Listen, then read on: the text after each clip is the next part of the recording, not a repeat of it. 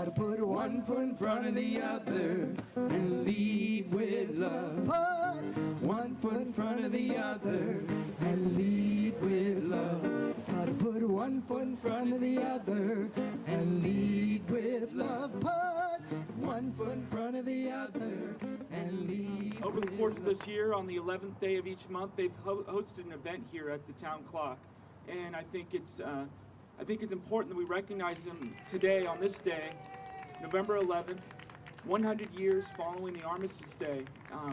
It was Woodrow Wilson 1 year after November 11th, 1918, in 1919, that declared the first Armistice Day. And on that day, he brought the world together to show a sign of peace. And I think as you look on the news today and you see the outpouring of support and recognition of Armistice Day and that one moment in time when we all come together, it's important that we all think of that sense of peace, not only here locally but globally, in terms of how we look at our own sense of peace as we live our lives here. This right here is so far beyond anything I know. This is so. This is where I am. This is where I want to go. This is so. Our lives turned upside down, sun below, earth above. Doesn't matter now where we go. Where we are is perfect love. This is for the veterans that we have to take care of, and this is called 22 Angels.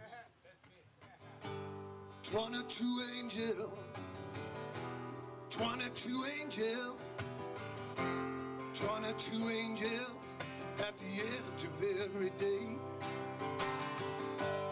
I have stood by veterans and with veterans for the last 30 years. They have been my mentors, and I don't think we have a more powerful voice for peace than when a veteran speaks. Here we are marking 100 years since World War I. World War I was the last war that actually fit how people think about war, as between two armies on a thing called a battlefield, where most of the deaths are soldiers, not civilians, where more people die than are injured, and so forth. None of that stuff is true anymore. War is slaughter of innocents, of the elderly, of infants, of babies, of men, women, and children who want no part of it.